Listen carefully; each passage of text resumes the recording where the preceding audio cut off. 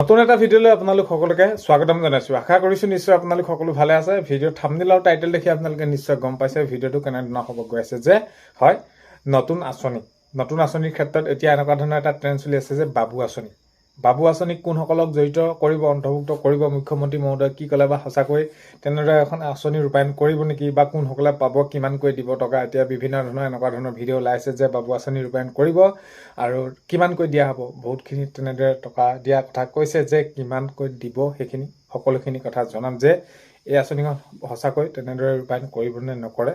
তো ভিডিঅ'টো শেষলৈকে চাওক, বহুত বেছি দীঘলীয়া নহয়। ভিডিঅ'টো আপোনালোকে শেষলৈকে চাব বুলি আশা কৰিলোঁ। শেষত ভিডিঅ'টো চাই আপোনালোকৰ মতামত কমেণ্টৰ জৰিয়তে জনাবলৈ নাপাহৰিব। আৰু এইখিনিতে আপোনালোকক এটা অনুৰোধ কৰিম, চেনেলটোলৈ যদি আপোনালোক নতুনকৈ আহিছে চেনেলটো ছাবস্ক্ৰাইব কৰাৰ লগতে কাষতে থকা বেল আইকনটো প্ৰেছ কৰি অল কৰি দিব, যাতে নতুন এটা ভিডিঅ' দিয়াৰ লগে লগে আপোনালোকে আগতীয়াকৈ চাবলৈ পায়। যদি ভিডিঅ'টো চাই ভাল পায় লাইক এটা কৰিব আৰু শ্বেয়াৰ কৰি দিব বুলি আশা কৰিলোঁ। এতিয়া যিসকলে ডিগ্ৰী পাছ কৰিলে তেওঁলোকৰ বাবে একেটা নতুনকৈ আঁচনি ৰূপায়ণ কৰিছে মুখ্যমন্ত্ৰী জীৱন প্ৰেৰণা আঁচনি।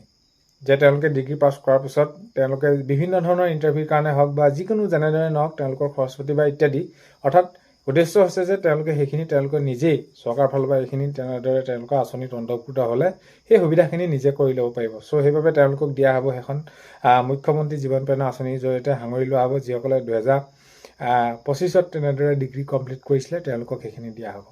মুখ্যমন্ত্ৰী আত্মনিৰ্ভৰশীল আঁচনি, যুৱক যুৱতীসকল যিসকল নিবনুৱা যুৱক যুৱতী আছে 2 লাখকৈ টকা, 5 লাখ হওক, 3 লাখ হওক, তো তেনেদৰে কেটেগৰী ৱাইজত তেওঁলোকক সেইখিনি দিয়া হ'ব। আগন্তুক সময়তো তেনেদৰে দিব। মহিলাসকলে আহি গ'ল উদ্যমিতা আঁচনি আৰু আপোনালোকৰ অৰুণোদয় আঁচনি, এনেদৰে তো বিভিন্ন ধৰণৰ আঁচনি।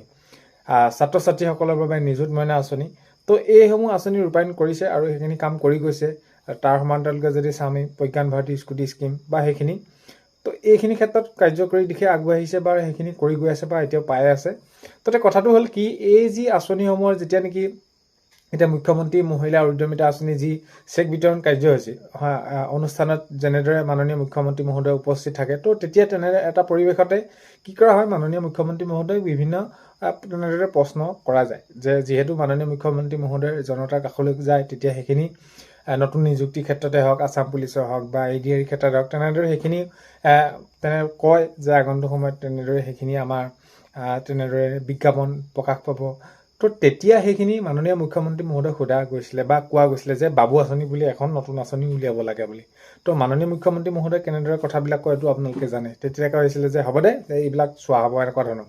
তো সেই যিটো মানে বিষয়টো, সেই বিষয়টো লৈ যেনেদৰে সেইটা ক্লিপ ভাইৰেল হ'ল ধৰি লওক তেনেদৰে, তো এতিয়া কি হ'ব, বাবু আঁচনি ৰূপায়ণ কৰা হ'ব, বাবু আঁচনি ওলাব, বাবু আঁচনিৰ জৰিয়তে এই যুৱকসকলক এনেদৰে সাঙুৰি লোৱা হ'ব, তেওঁলোকক সেইখিনি দিয়া হ'ব, এনেকুৱা ধৰণৰ কথা কিছুমান, ইমানকৈ টকা দিব। তো সেইখিনি বিভিন্ন ধৰণৰ ভিডিঅ' আপোনালোকে চাবলৈ পাই আছে বা এইখিনি কেতিয়ালৈ হ'ব এনেকুৱা ধৰণৰ।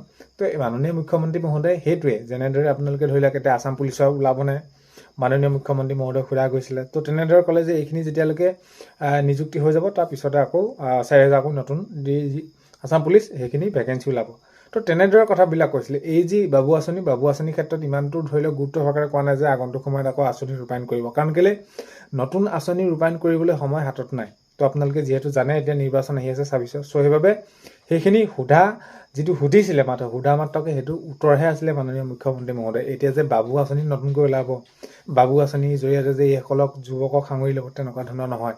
তো প্ৰথম পৰ্যায়তে যিসকল আঁচনি যেনেদৰে সেইখিনি ৰূপায়ণ কৰিছিলে সেইখিনি ধৰি লওক কিবা কাৰ্যকৰী, ধৰি লওক এতিয়া মুখ্যমন্ত্ৰী আত্মনিৰ্ভৰশীল আঁচনি এতিয়া 2 নম্বৰ সেইখিনি টকা দিবলৈ বাকী আছে। তো সেইখিনি ক্ষেত্ৰত হ'ব, এই ডিচেম্বৰ ফালে সেইখিনি হ'ব মাননীয় মুখ্যমন্ত্ৰী মহোদয়ে জনাইছে, কিন্তু নতুন আঁচনিৰ ক্ষেত্ৰত কোনো ধৰণৰ এতিয়ালৈকে কোৱা নাই। তো আপোনালোকে কমেণ্টত সুধি আছিলে যে বাবু আঁচনি বুলি কিবা ওলাব নি বা এনেকুৱা ধৰণৰ হৈছে নেকি, বা এইখিনি আপোনালোকক ক্লিয়াৰিফিকেশ্যন দিলোঁ যে আপোনালোকৰ আগন্তুক সময়ত হ'লেও আপডেট ওলাব পাৰে, কিন্তু ওলোৱা সম্ভাৱনা নাই। কাৰণ কেলৈ এতিয়া নিৰ্বাচন আহি পৰিছে, নিৰ্বাচনৰ এইখিনি ব্যস্ত থাকোঁতে যাব আৰু এইখিনি আঁচনি এতিয়া কোনো ক্ষেত্ৰত নতুন আঁচনি ৰূপায়ণ কৰাৰ তো সেইখিনি কাৰ্যকৰী দিশে হোৱা আশা দেখা নাই। তো এইখিনি আপোনালোকক জনালোঁ।